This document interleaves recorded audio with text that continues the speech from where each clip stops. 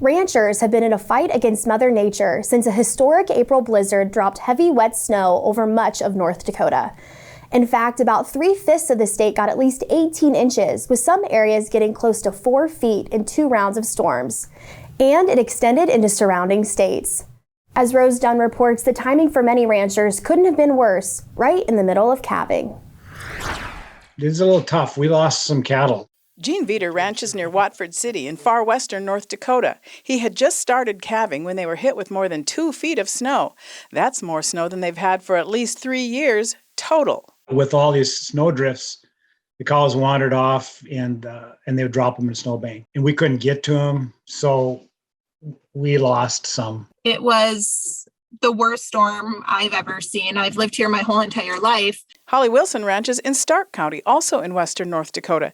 She watched in horror as snow filled the barn and the relentless wind tore siding and part of the roof off of it, making things even worse for the animals inside. You felt helpless, completely helpless.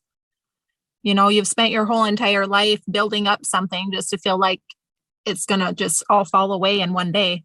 Holly feels fortunate they didn't lose any animals like so many others did, despite heroic efforts to save them. You take your baby, would you? Take your baby. We've lost some calves that got too chilled, didn't find them right away. So it's mentally tough. It's hard to go to sleep when you know that there's cows out there calving. Gerald Stucka is an NDSU Extension veterinarian and livestock specialist, but he's also a rancher in the Cooperstown area. He and his family have about 200 red and black Angus cows. Yeah, that's 8025's calf over there. Like so many others across the state, they were in the middle of calving when the storm hit. Normally this time of the year, we don't worry about snow and cold, and it's usually pretty nice for calving cows out on the range, basically.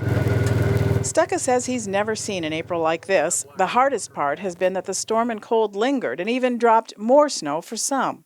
Many producers had to bring animals into their homes to help them survive the first few hours. Usually they're pretty self-sufficient. Usually, even when the weather's tough, they can take care of these babies pretty well.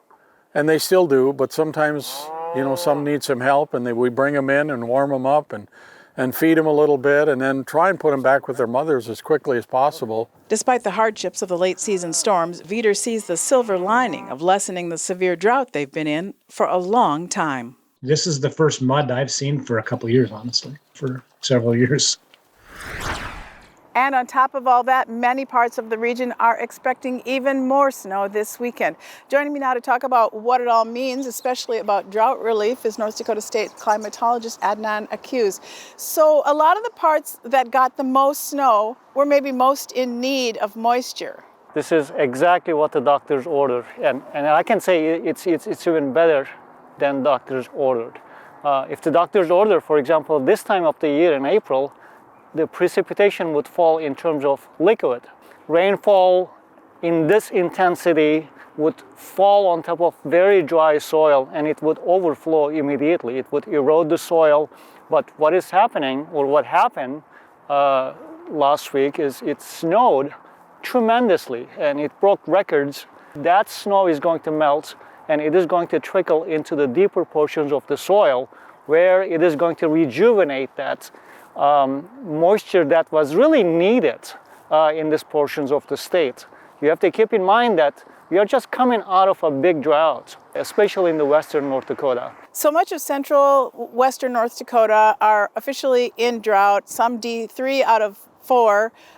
Will this lift anybody up and out of drought? So it is going to take some time for us to eliminate some of these, but definitely some of these D1, D2, and D3 areas are going to shrink. So good news, bad news in that cooler forecast, it's going to delay planting a little bit. Yes, let's do one thing at a time. Let's get the moisture first, and it is going to get warm, and it is going to warm up the soil more. And that soil is going to evaporate, that the moisture from the soil is going to evaporate, and it is going to be added into the atmosphere where it could rain again. So this is a locally provided moisture source becoming available for the local area. This is exactly what we needed to break that vicious cycle that we were in. So we needed something extraordinary to break that cycle. I think that snowfall event we had last week hopefully is the significant event that we were looking for. We'll take it. Yes, Thanks for being with us today. thank you. Thanks for watching AGWEEK TV on YouTube. Make sure to like and subscribe. We put out new videos every Saturday.